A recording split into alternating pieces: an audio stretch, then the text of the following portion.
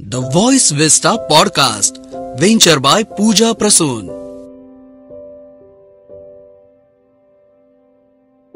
The Voice Vista presents Candid Podcast Poetry Storm, Whispers of Poets and Ghazals. काव्य तपस्वी अशी ओळख मिळवलेल्या 30 पुस्तकांच्या मानकरी प्रोफेसर सुमतीजी पवार यांचं स्वागत करताना आम्हाला अतिशय आनंद होतोय. मराठी आणि अहिराणी या दोन्ही भाषांमधून त्यांनी बालसाहित्य, व्यक्तिचित्रण, ललित लेख, गीत, कविता, सुमतीचे श्लोक अशी विपुल साहित्य निर्मिती केली आहे. नातवंडांशी गप्पा, आकाशवाणीवर कवितांचे कार्यक्रम, समाज माध्यमांवर काव्यकुसुमांचा अक्षर सुगंध, बालभारती पाठ्यपुस्तकात 2 कवितांचा समावेश, यासोबतच त्यांच्या कवितांनी श्रीक्षेत्र नाशिकचा नावलौकिक 7 समुद्रापार पोहोचवलाय. सुमतीजी यांनी मराठा विद्याप्रसारक संस्थेच्या KTHM महाविद्यालयात 28 वर्ष ज्ञानदानाचं, विद्यार्थी घडवण्याचं कार्य केलंय.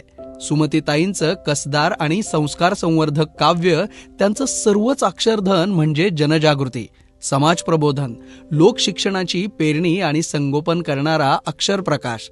तर या प्रकाशात आपणही न्हाऊन निघूया. सुरू करूया candid podcast poetry storm. Hello मंडळी, हाय, मी प्राध्यापिका सुमती पवार. मी सुमती पवार, कवयित्री, लेखिका. मी KTHM महाविद्यालयामध्ये 28.5 वर्ष शिकवलं आणि 1992 पासून मी कविता लिहायला सुरुवात केली. बालकवितेत माझी 14 पुस्तकं आहेत, मोठ्यांसाठी 13 पुस्तकं आहेत आणि 3 पुस्तकं माझी ललित गद्याची आहेत. अशी एकूण 30 पुस्तकांची संपत्ती माझ्या नावावर आहे. शालेय पाठ्यपुस्तकामध्ये इयत्ता 6वीला सुलभ भारती हे खरे खरे व्हावे नावाची माझी कविता 16 पासून लागलेली आहे आणि 2021 मध्ये CBSE बोर्डाला वसुंधरा पुस्तकात मला वाटते नावाची कविता पुन्हा 6वीसाठी समाविष्ट झालेली आहे. कविता हा माझा छंद आहे. कुठल्याही प्रकारचा प्रोफेशन यात मला दिसत नाही आणि मी तसे वागत नाही. मी स्वांत सुखाय आणि रसिकांसाठी लिहिते, कारण रसिकांच्या हजारोंनी पावत्या मला दररोज मिळतात, फोन येतात.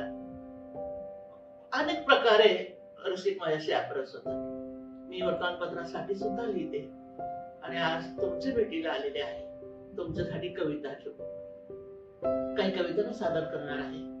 त्यापूर्वी त्याचे बॅकग्राऊंड थोडं सांगेन तुम्हाला मी आणि मग कविता सादर करेन. सुरू करूया. कविता प्रेमापासून. आता मला प्रेमापासूनच का? प्रेमावर तर जग आधारलेलं आहे. जीवनातलं प्रेम नाहीसं केलं तर जीवन शून्य होत. प्रेमावरच दुनिया चालते. बाकी गोष्टी असतात भोवताली, पण प्रेम नसेल तर जीवन शून्य असतं. प्रेम ही वैश्विक भावना आहे. प्रेम फक्त तरुण तरुणीत नसतं. प्रेमाची व्याप्ती फार मोठी आहे, जमिनीपासून आकाशापर्यंत. हो, प्रेम हे जमिनीतनं उगवतं आणि आकाशापर्यंत पोहोचतं. कसं? रोपट्याच्या रूपाने. रोपटी आकाशाकडे धावतात, सूर्यप्रकाशाकडे धावतात आणि अशा प्रकारे प्रेम हे वैश्विक आहे.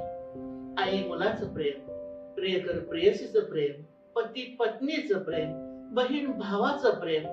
प्रेमावरती कुठलाही एक शिक्का नाही. प्रेमाची व्याप्ती फार मोठी आहे.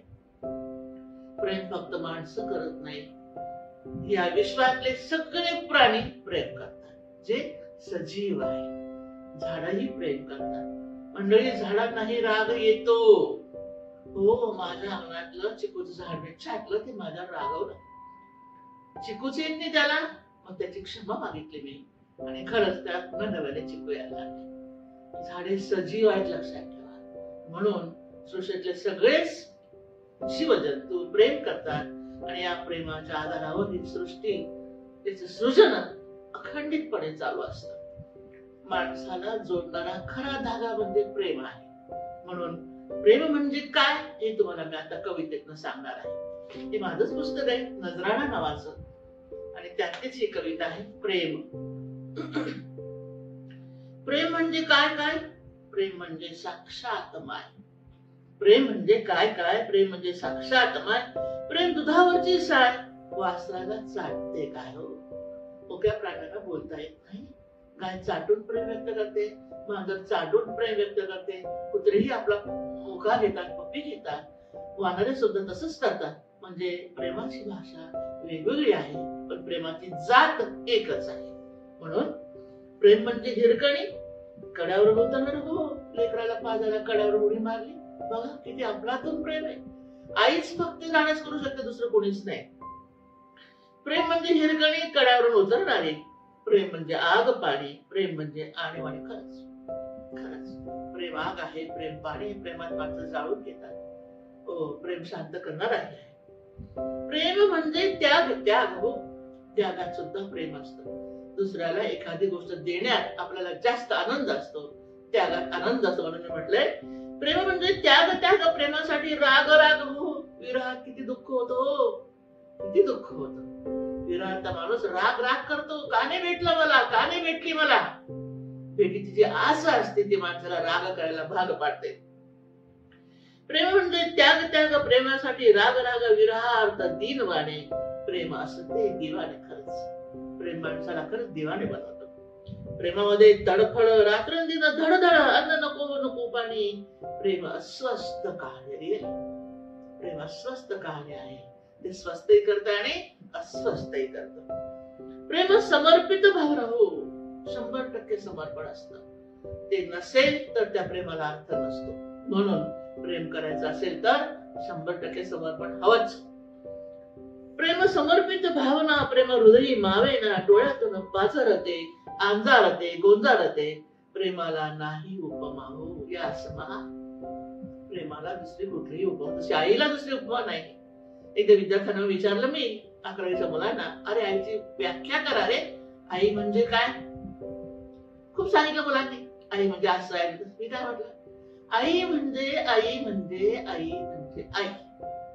तिच्यासारखी तीच बरं, दुसरी कुणी नाही. आईला उपमा नाही तसं प्रेमालाही उपमा नाही. प्रेमाला नाही उपमा. प्रेम शिव प्रेम उमा. येस, पवित्र प्रेम. सत्यम शिवम सुंदर म्हणजे प्रेम. प्रेम शिव प्रेम उमा पार्वती. प्रेम कृष्ण प्रेम राधा व्हावा. ते प्रेम तर जगा वेगळं होतं, तुम्हाला माहितीये. त्याच्यात आसक्ती नव्हती. कृष्णाचं सगळं समर्पण राधेमध्ये होतं. राधेच्या हृदयात कृष्ण राहत असेल, त्यामुळे जेव्हा जेव्हा कृष्णाला त्रास व्हायचा तेव्हा तेव्हा राधेच्या हृदयाला वेदना व्हायच्या, कारण कृष्ण राधेच्या हृदयात निवास करत असेल. त्यांच्यासारखं प्रेम कोणीच करू शकत नाही. प्रेम कृष्ण प्रेम राधा प्रेम मीरा प्रेम माधा हे आणखी वेगळं प्रेम, अलौकिक असं. राधेचं प्रेम वेगळं, मीरेचं प्रेम वेगळं. प्रेम दया प्रेम माया प्रेम सावलीनी छाया. प्रेमाविना जन्म वाया. प्रेमाच्या फुटती लाया.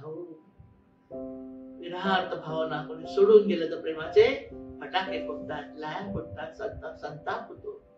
म्हणून मी कसं वाटलं, अशी प्रेमाची महती नाही, क्षती नाही लय. येस, प्रेमाला क्षती नाही, नष्ट होत नाही, त्याला लय नाही. प्रेम कधीही लय पावत नाही. म्हणून अशी प्रेमाची महती नाही, क्षती नाही लय. प्रेम आहेच गारुड. प्रेम आहे देवालय. वाव, प्रेम काय आहे? देवालय आहे, मंदिर आहे. म्हणून मंदिरात जितकं पवित्र वाटतं आपल्याला, तशीच भावना प्रेमाविषयी आपण ठेवली पाहिजे. प्रेम शक्ती प्रेम भक्ती. बरोबर आहे. प्रेम शक्ती प्रेम भक्ती प्रेम युती प्रेम युक्ती.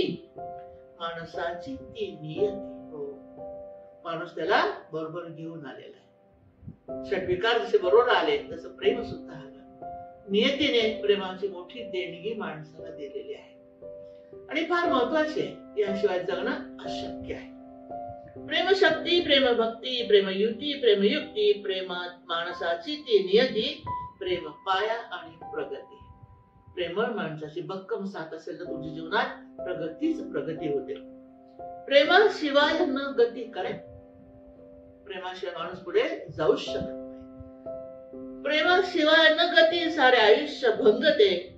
प्रेम विश्वालाच साऱ्या ठेवे अभंग शांतते. फार महत्वाची ओळ. प्रेम विश्वालाच साऱ्या ठेवे अभंग. हे विश्व प्रेमाने जोडून ठेवलंय, अभंग आहे. आणि म्हणून प्रेम विश्वाला साधत.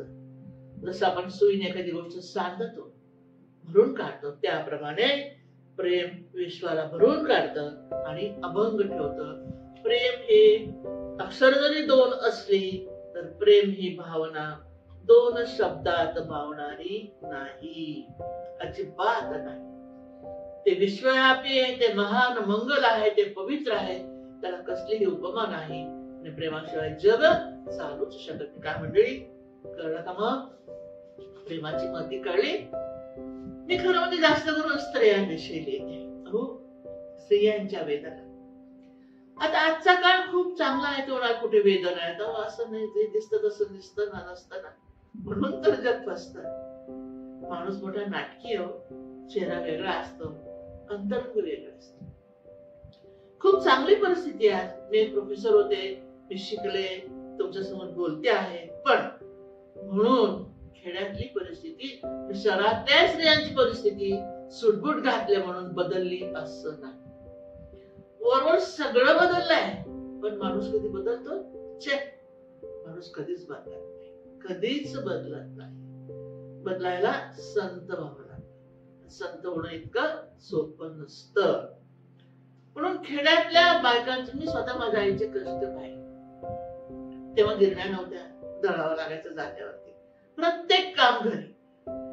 आजही घराघरातून तितक्याच स्त्रिया काम करतात, तितकंच राबतात. पण संध्याकाळी दमलीस का ग तू? हे दोन शब्द हवे असतात बायकांना. मिळतात का ग? नाही मिळत.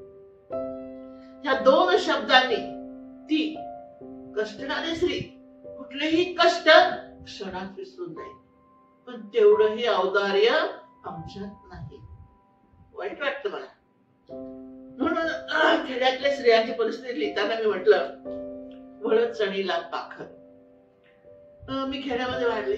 खेड्यातलं सगळं जीवन मला माहिती, शेतीची सगळी कामं मला माहिती. खेड्यातल्या घरातली दळण कांडण पासून शेवया करेपर्यंत सगळी कामं मी केलेली आहे. आताही मला ती येतात, फक्त वयामुळे मी ते करत नाही, एवढीच गोष्ट. पण मला येत नाही असं खेड्यातलं एकही काम नाही. मला शेतीची पूर्ण माहिती आहे. लहानपणी मी जे जे पाहिलं ते ते माझ्या मनावर ठसलेलं आहे. म्हणून मी लिहिलं, वळत चणीला पाखर. तिचा कष्टाचाच वसा हाती उखळ मुसळ, त्या कष्टाचाच वसा हाती उखळ मुसळ, भल्या पहाटे रांजणात टाक घुसळ घुसळ. हो, पाहिलंय मी. भल्या पहाटे रांजणात टाक घुसळ घुसळ, हाती आले कधी लोणी नाही विचारच केला. त्या बायकांनी कधीही फायदा तोटा विचार नाही केला. कष्ट करणे ही एकच गोष्ट त्यांच्या माहितीच होती, तीच त्यांनी केली. आमच्या कामात आमका फायदा आहे का, हा व्यापार त्यांच्याकडे नव्हता. म्हणून मी म्हटलं, हाती आले कधी लोणी नाही विचारच केला, तृप्त करत राहिली घरी येताला गेला. घरी येणारा कधी उपाशी गेला नाही. एक वटीची भाकर. व्हॉट इज एक वटी? खेड्यामध्ये तवा नव्हता तेव्हा. मातीचं भांड भाकरी बांधण्यासाठी त्याला एकवटी म्हणतात. गोल असं मातीचं गोल भांड, त्याला एकवटी म्हणतात. त्याच्यावरती चुलीवरती भाकरी बनवायची. आणि भाकरी मळायला, पीठ मळायला सुद्धा लाकडी काठवट नंतर आलं. आधी मातीचं पाळ, गोल असं मोठं भांड असतं, मातीचं पाळ असतं. त्या मातीच्या पाळ्यामध्ये भाकरी करायच्या. मातीच्या पाळ्यात एकवटीतच भाकरी करायची, मातीच्या हंडीतच भाजी शिजायची. लक्षात घ्या. भांडी धुवायलाही मातीची भांडी होती, पितळी तांब्याची भांडी नंतर आली. म्हणून म्हटलं मी, एक वाटीची भाकर विस्तवातच फुगली, खात चटके चटके सारी उमरच गेली. आसू पापणी खालाचे कधी दिसलेच नाही, आधी आसू पापणी खालाचे नाही दिसलेच कधी, अंग अंथरले तरी नाही नशिबात गादी. तालुक्याला पाठवली लेकरे शिकायला, कारण सोय नव्हती ना, मी सुद्धा बाहेर शिकले. तालुक्याला पाठवली लेकरे शिकायला, लागे काळ झाला घोर डोळा लागेना डोळ्याला. कशी घडवली देवा तुझ्या काळजाचे पाणी. कोण? आई.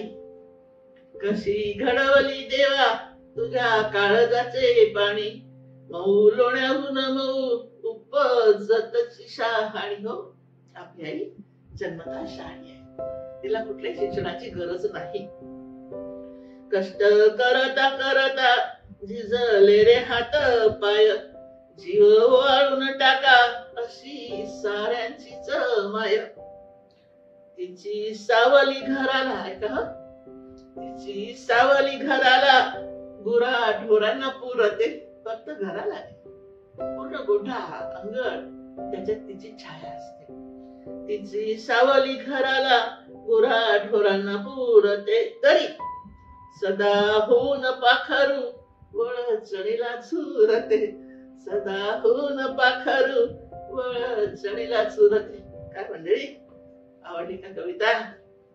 आवडली जे लिहिलंय ना, लक्षात ठेवा, मी खोटं काहीच लिहित नाही. फॅक्ट, सत्य एवढंच मला लिहित आहे. आणि ह्या बाबतीत मी देवाला सुद्धा पट करायला मागे पुढे बघत नाही. कारण मला स्वतःला माहिती मी पाप करत नाही. आणि मग जो माणूस पाप करत नसेल त्याला कोणाला घाबरायचं काय कारण आहे? हो की नाही? मला नेहमी प्रश्न पडतो, एवढी विषमता का?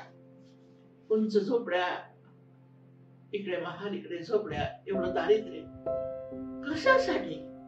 कशासाठी एवढी दरी कशासाठी?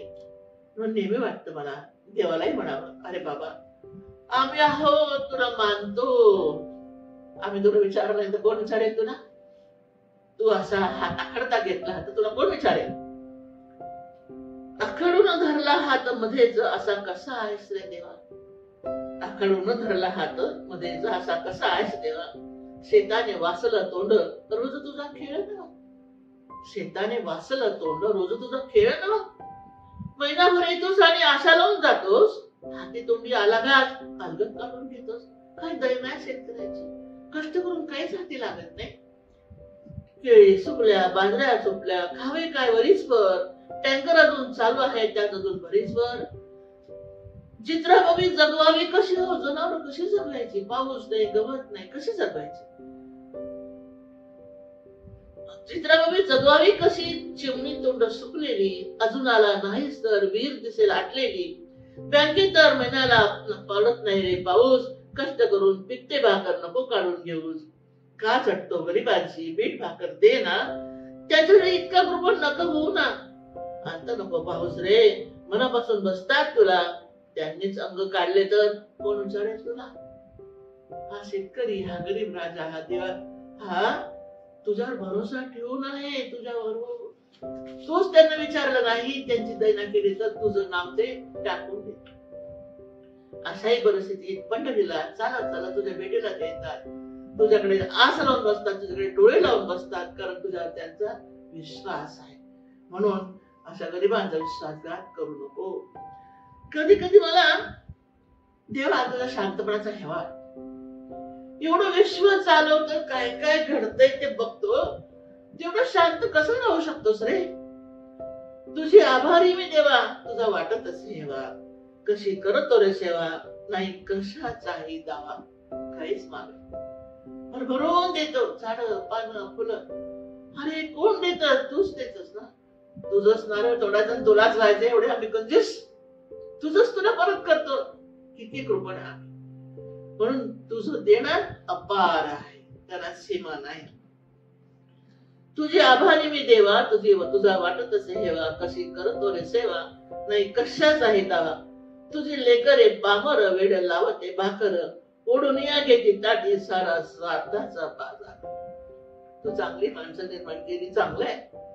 दुष्ट माणसं का निर्माण केली रे तू? घरं भरतात, गरिबांची भाकरी ओढून घेतात. का करतोस असं?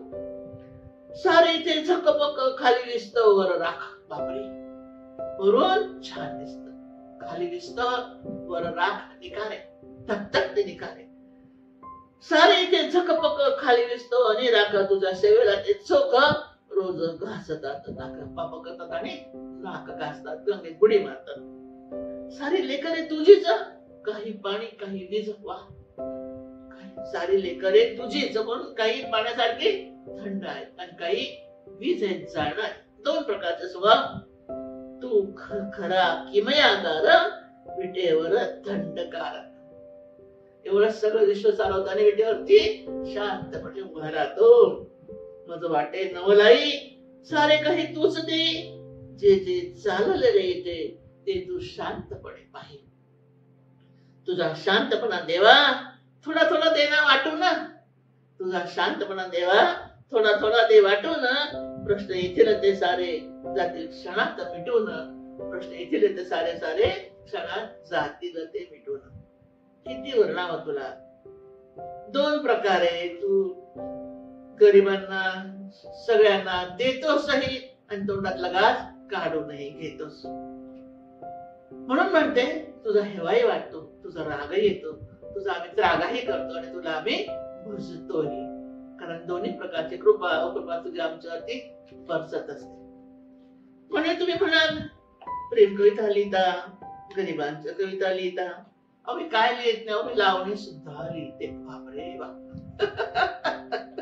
मलाच माझा विश्वास बसत नाही की मी लावणी सुद्धा लिहू शकते.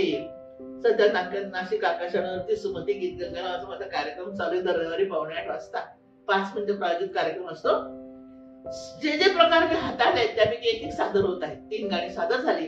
आता उद्या 8:15 4थं गाणं ऐका. आकाशवाणी नाशिक ऐकावर का लावणी असू नका मला. हा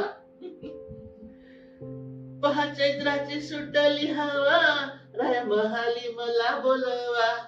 पहा चैत्राची सुटली हवा, राया महाली मला बोलवा. तुमचा महाल राया बिल्लोरी, ऐना ऐनात मी शोभेल परी. नसेल पदर माझा भर जरी, गार गुलाबी सुटली हवा, राया महाली मला बोलवा. गार गुलाबी सुटली हवा, राया महाली मला बोलवा. मला बहरला हिरवा पोपटी, मला बसाया आणा पटपटी. मला बहरला हिरवा पोपटी, मला बसाया आणा पटपटी. मी आहे नाजूक सिंहकटी, आज महाली मैफिल रंगवा. राया महाली मला बोलवा. अग महाली मैफिल रंगवा, राया महाली मला बोलवा. मला झाले तर 16 हो पुरे. मला झाले तर 16 हो पुरे. पडलं कणीस पहाव झुरे, आठवणीने जीव हुरहुरे. मला डाळिंबी ओठांनी भरवा, राया महाली मला बोलवा. मला डाळिंबी ओठांनी भरवा, राया महाली मला बोलवा. रात चांदणी पहा फुलवू, चांदोबाच्या झुल्यावर झुलू. ओठा ओठात बोलू बोलू बोलू, मला हरणांच्या गाडीत मिरवा. राया महाली मला बोलवा. पहा चैत्राची सुटली हवा, राया महाली मला बोलवा. राया महाली मला बोलवा.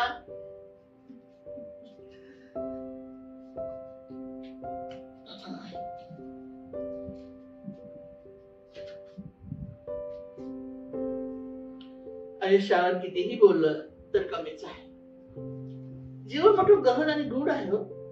मनात कोरं पान आहे, मनात भरलेलं आहे. कधी कधी लोक मला सांगतात की तुम्ही आत्मचरित्र लिहा. मंडळी, आत्मचरित्र सत्य असत. सत्य आहे हिंमत तुमची सत्य लिहायची, सत्य ऐकायची. माझी हिंमत आहे सत्य लिहायची.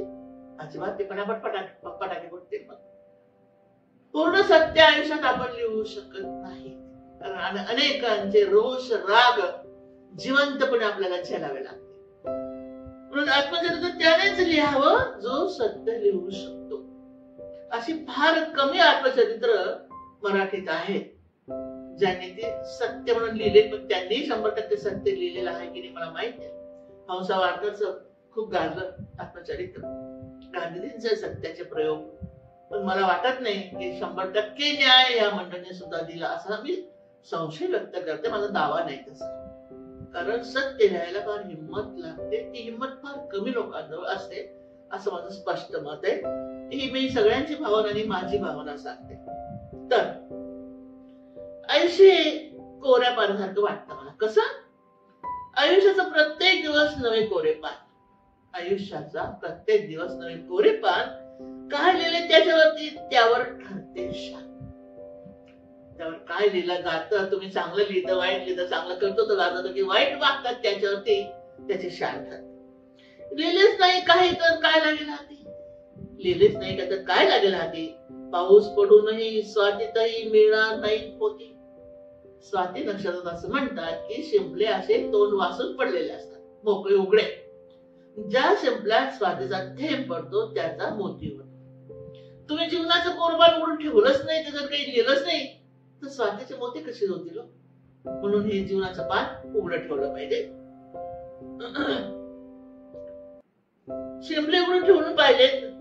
स्वाती नक्षत्रात धडपड केली तरच पहा त्याचे मोती होतात. भरभरून लिहिण्याची अंगी असावी हौस, भरभरून लिहिण्याची अंगी असावी हौस, भरून जाते कोरेपण असा पडतो पाऊस. आकांक्षांचे घालाखत आहे का, आकांक्षांचे आकांक्षा असावे. इच्छाच असेल तर कसे पुढे जाणार हो तुम्ही. आकांक्षांचे घालाखत योजनांचे बियावा. मीच खुश आहे माझ्या शब्दावर. योजनांचे बियाला आणि आकांक्षांचं खत घाला. विचारांचे पूर्वापाणी वा वा वा, विचारांचे पूर्वापाणी घडे पहा गिमात. आचार आणि विचार बरोबर चालले पाहिजे. तुम्ही खूप चांगला विचार खरं बोललं पाहिजे. खरं बोललाच नाही तर नुसता विचार करून चालत नसतं, तर आचरणाची जोड द्यावी लागते. म्हणून योजनांच्या बिया विचारांचे पूर्वापाणी घडे पहा किमया. उण्यापुऱ्या आयुष्यात आहेत भरपूर पाने. हो, काही लोक 100 वर्षे जगतात. उण्यापुऱ्या आयुष्यात आहेत भरपूर पाने, ठरवलं तर पहा होतील पहा सुगंधित उद्यान. लक्षात ठेवा, क्रीडा करायचा की उद्यान घडवायची, उद्यान करायची हे तुमच्या हातात आहे. आपल्या मनगटात बळ असेल, इच्छाशक्ती असेल तर आपण उद्यानही करू शकतो जीवनाचं. लक्षात घ्या. मग काय, फुले फळे भरतील पाना पानावरती. प्रश्न नाही. फुले फळे बहरतील पाना पानावरती. पान पान गावं लागेल. आयुष्याची महती हो. तुम्ही चांगलं करतो तिकडे तर महती होणारच. नवे विचार नवे गीत सृजन होऊ द्यावे. मुक्तपणे आयुष्याला आपण फुलू द्यावे. अविचारांचे घालू नये त्याला खत पाणी. अविचारांचे घालू नये त्याला खत पाणी. डोळ्यात ते घालून त्याची करावी निगराणी. प्रत्येक कोरे पान मग रंगबिरंगी होईल. आठवणांच्या हिंदोळ्यावर माणूस गाणे गाईल. आठवणांच्या हिंदोळ्यावर माणूस गाणे गाईल. Thank you for tuning into the voice vista podcast. आप और भी इंटरेस्टिंग शो सुन सकते हैं thevoicevista.in पर. ये शो कॉन्सेप्चुअलाइज किया है पूजा प्रसून ने, प्रोड्यूस किया है द वॉइस विस्टा ने. गेस्ट कोऑर्डिनेशन में हमारे साथ रही सुनीता जी चौहान. डिजाइन किया है टीम क्रिएटर्स डेन ने. साथ ही एडिटिंग और प्रोडक्शन के लिए धन्यवाद टीम लर्निंग बी को. प्रोमो वॉइस दिया है राहुल ढोले ने. लाइक, फॉलो और सब्सक्राइब करना ना भूलें.